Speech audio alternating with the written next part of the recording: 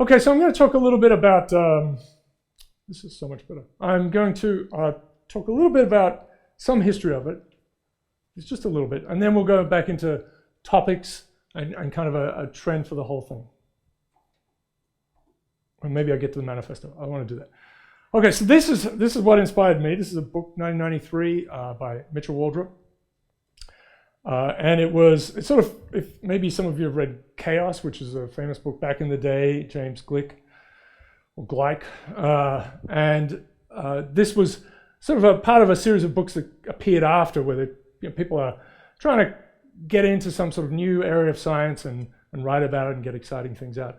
So this was really talking about the Santa Fe Institute, which was set up, I guess, in the early 80s by a number of Nobel laureates, Philip Anderson. So there were some of them are physicists and some are economists. It was an interesting group of people. And it was about complex systems, right?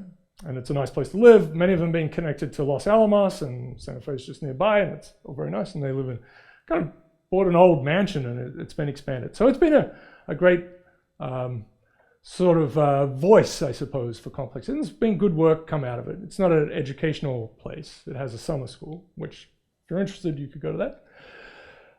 This was handed to me by a friend of mine who's now a brain surgeon, Marakov. He said, "Forget Chaos. This is a great book." So, really changed my life. He's a good guy. He has the right kind of Asperger's level for being a brain surgeon, I think. But but you might feel, the bedside manner might be a little scary. Anyway, just very straight thinker. These are a couple of popular books. There's Glick again, right? This is a really fun, interesting thing. It kind of connects into the data science world now. But it's a whole history of information going back to the invention of the alphabet and all sorts of things, right? Really, really rich and interesting.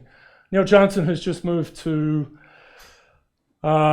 George Washington University. So he was at Oxford. He's English. He was at Oxford. His wife's Colombian. So she was sick of the dreary weather, and they ended up at Miami, University of Miami.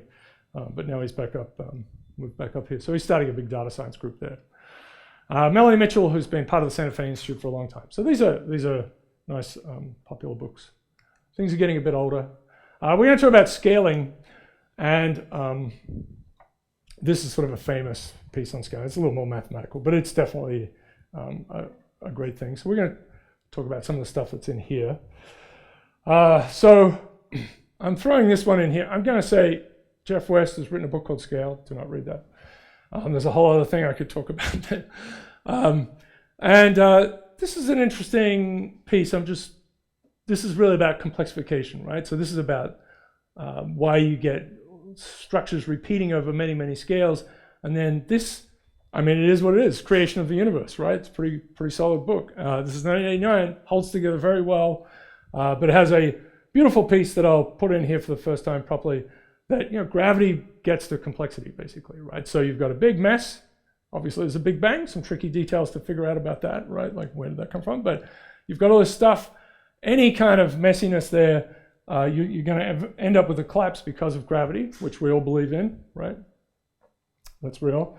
It's a tricky business. We describe gravity, but we don't quite understand, right? We don't have an explanation for it with gravitons and things. It's not the same. But you get collapse, and you get ultimately stars and planets, and that becomes this is the big reason we don't end up with a big soup, right? There is this second law of thermodynamics, which has always been concerning, that everything falls apart, but that's not true at bigger scales because gravity overwhelms all of the thermodynamic problems, and you end up with real structure, right? So we end up with a universe full of structure, full of nothingness, but like really structured pieces, and then on top of those little round things, we end up with life, and that's another piece. We're going to talk about Zipf a lot. This is his magnum opus from 1949, died the year after, age 50. Very interesting character. We'll come back to Zipf. These are just a couple of pieces about social phenomena. Schelling, who's a Nobel laureate, did lots of interesting things. Just such clear writing. Philip Ball, who's written many, many fantastic books. He's a science writer. That's good stuff. This is so this is a very interesting framing. It's a recent book, but this idea of complexification, like how do we get out of this? We've got our planets and so on, and then how do you end up with life? Well, that's this kind of ongoing area of research, the origin of life. But once life gets going, then you have games, right? You have evolution, and you have games, and you have algorithms, and you have this sort of ratcheting up through levels of complexity. And somehow you get platypuses.